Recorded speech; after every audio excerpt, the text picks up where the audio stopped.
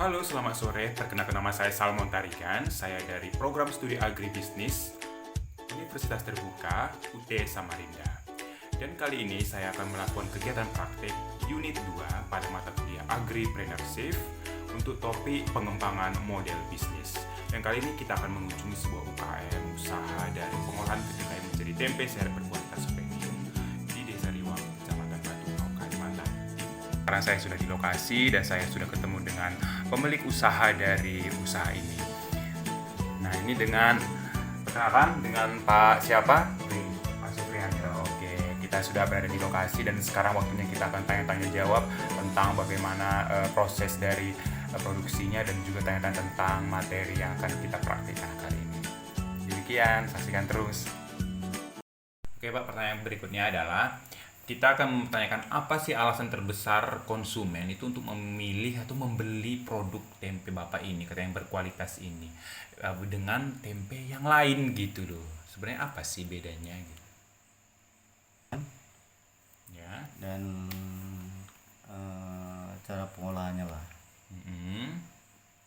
Oh gitu ya. Iya, pokoknya kualitas dari tempenya, bagaimana kayak kebersihannya gitu Pak ya, dan hingga awetnya ya, awet tempenya. Sampai berapa hari Pak biasanya? Bisa 4 hari 5 hari. Oke, baik. Nah, kemudian biasanya yang beli ini siapa aja Pak ya? Karyawan bisa, masyarakat bisa, pokoknya jadi langganan konsumen kami tetap upayakan beli tempat kami. Oh begitu. Kemudian Pak, apa hambatan terbesar dalam menjaga konsistennya dari mutu kualitas tempe ini Pak? Misalnya dari tekstur, rasa, higienitas, apa biasanya sih kendalanya? Biasanya cuaca, terus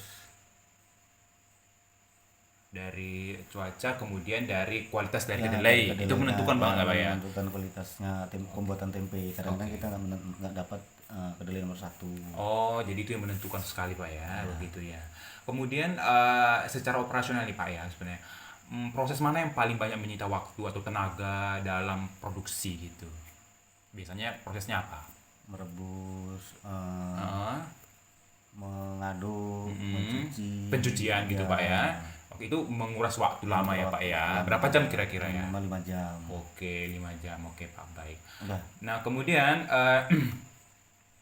kemudian ke depannya Pak, ini inovasi produk apa yang akan atau pernah dikembangkan di masa depan gitu? Untuk ke depannya nanti apa sih sebenarnya? Ya, kami akan mengusahakan dengan usaha baru dengan cara tempe keripik, Ya. nugget, dan lain sebagainya mungkin. Itu masih dalam wacana. Masih wacana, tapi ke depannya udah pasti ini Ya, kita dikejar usaha ya. dulu yang keripik tempenya. Oke, begitu Pak ya. Kemudian untuk limbahnya sendiri Pak, limbah kedelainya, kulitnya itu sebenarnya biasanya diapakan Pak ya setelah selesai produksi?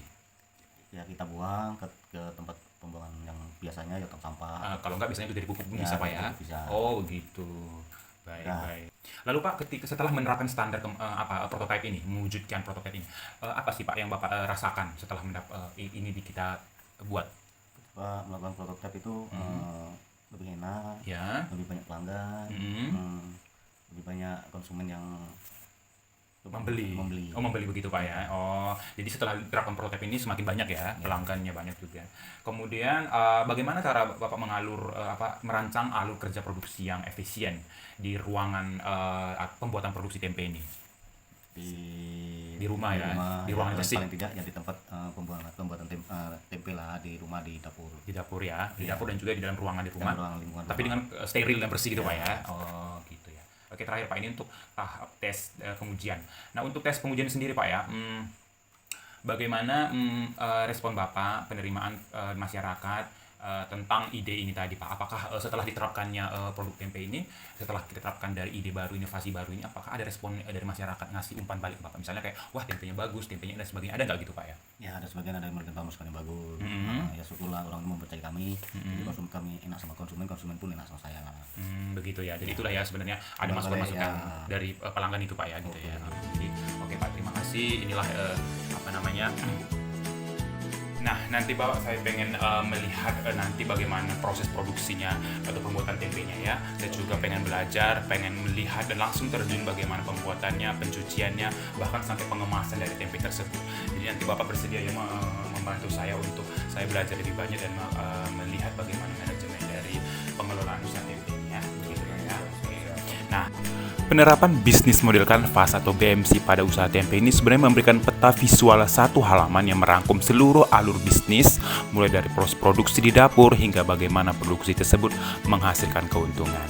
Nah, jadi ini sebenarnya manfaat beberapa dari penerapan BMC pada usaha tempe adalah memetakan struktur biaya dengan sangat jelas, lalu menentukan nilai jual unik, lalu memperjelas target pasar atau customer segments, kemudian mengoptimalkan hubungan dengan pemasok atau kayak partners, lalu menemukan sumber pendapatan baru.